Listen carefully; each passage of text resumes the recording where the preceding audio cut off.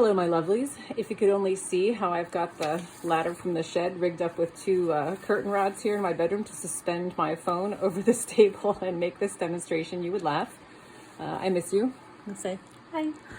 Today I'm going to show you how to mat your prints onto the 11 by 14 mat board that I have waiting for you. When you mat a print, you usually leave a 1/4 inch around the outside edge so that your name and the print number can be seen by the person who's looking at it. On a regular painting, it actually covers the painting up and comes over the painting itself when there's no white showing, but a print is different. All of your prints should be signed with a number / a number. The first number is what number print it was, print number 1, print number 2, and the second number is how many prints you made total.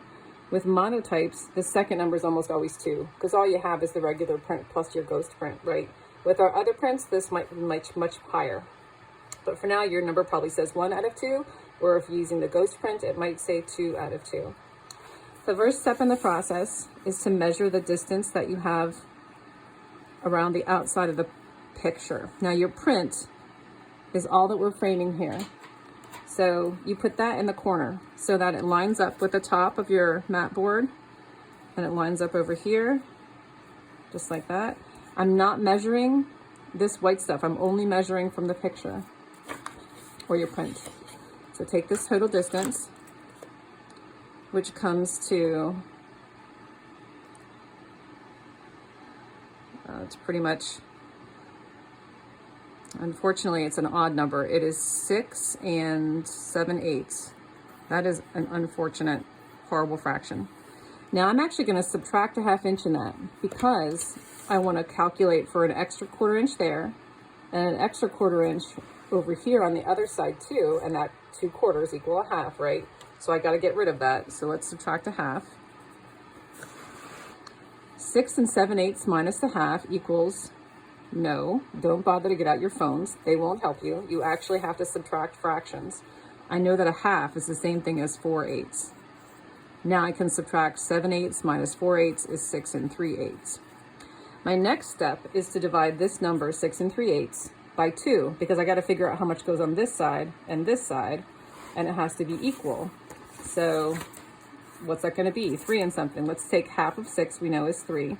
And the fraction I can also divide into just by changing this denominator. All I have to do is double it, and that's how you divide a fraction in half. So 3/8 would be the same as 3/16. 3 3/16 is my answer. No one wants to deal with 16ths because we're not crazy people. So let's just round it down. A little bit less is always better than a little bit more for this particular type of matting. 2/16 is the same thing as 1/8, right? If I reduce it down. So now I have 3 1/8. And I can know that's a lot easier to work with. So I'm going to measure 1, 2, 3 inches and 1/8 of an inch. If you have trouble reading a ruler, please get help. We were measuring this distance, so that's why I'm making the marks over here. I have to make 2 marks in order to make sure that my line is straight. You cannot eyeball this with just one mark. Please don't try. I'm going to come in the same distance over here, 3 1/8. That was the whole point, is to figure out what's on each side. Going to connect those 2 lines, draw a nice straight line between them. Okay, then the next most important step is to check and see that it came out right. When I lay this down there, I should see my dark line coming about a 1/4 inch away from my print on both sides, on the right and left, and I can see that's happening. It's going to come right down through there, so that's good. We did it right. Now we got to figure out the top and the bottom. So we're going to go back to the corner. Make sure it lines up perfectly. So I've got my ring light trying to get some better lighting there for you. I'm going to measure this full distance, which turns out to be 8 3/4. I'm going to write that down there. Just write it down. Don't try and be fancy and do it all in your head. Please just write it down. And if you write it down in the area that you're measuring, that also helps keeps things straight in your head too. Now remember, I'm going to subtract a 1/2 inch because I want a 1/4 inch down here and a 1/4 inch up here. That comes to another 1/2, so get rid of that. 8 3/4 minus a 1/2 is 8 1/4.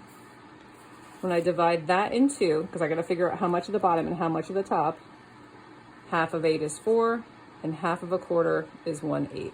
Remember, you just double the denominator. So 4 1/8. I'm coming in 4 1/8 on the bottom. Make my mark. 1, 2, 3, 4, 4 1/8.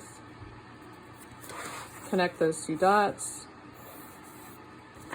Same thing up here. 1, 2, 3, 4 1/8. 1, 2, 3, 4 1/8. And connect those dots. Let me turn off the air purifier. Sorry, we have that trying to disinfect the room here a little bit. Okay, now I'm going to do the same thing. Lay my piece on there, double check to make sure those top and bottom lines leave a nice full 1/4 inch so that my signature can be visible right there. It comes down right there and there. We look good. I can see my signature and the number. So that's good. All right, so now you take this over to the mat cutter. The mat cutter is in the center cupboards about eye height. And some people who have been in the class before and can show you where that's at and how to use it. They'll show you where the blade engages. You're going to cut from underneath this line all the way up to the next one and cross it. You want your cuts to always cross. And that way you don't get a little like cardboard booger to pull out there. You want a nice clean overlap, and that way the center comes out easy. Once you're done cutting this out, you'll have a hole here, and you have to somehow center this in there. So here's the easy way to do it. Take some tape. Not blue tape. You want to use my good Scotch tape. Make sure the tape does not say School Smart. That tape is horrible and it doesn't stick. And the purple tape doesn't stick on purpose because it's for painting. So take the regular masking tape, put a little sticky side up in the corner down there and a little sticky side up over there.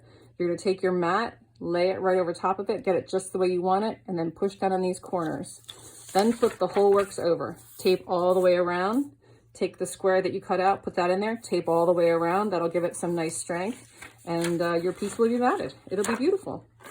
Another thing I can add is if you put your mat into the cutter and it feels like it's a little bit crooked, always follow the mat cutter. The mat cutter is straight and your line is probably what's crooked. So just depend on that. And you never have to adjust it because this side should be exactly the same as this side, right? So once you make this cut, flip it around, make this cut, it'll be exactly the same. Then you put it in this way, readjust it, do this cut, flip it around, this will be exactly the same, do that cut. So if you did your math right, your lines will line up with where the cutter's at, but the cutter's right and you're wrong. So good luck, mat all your monotypes. I can't wait to see them, and I'll see you soon. Bye.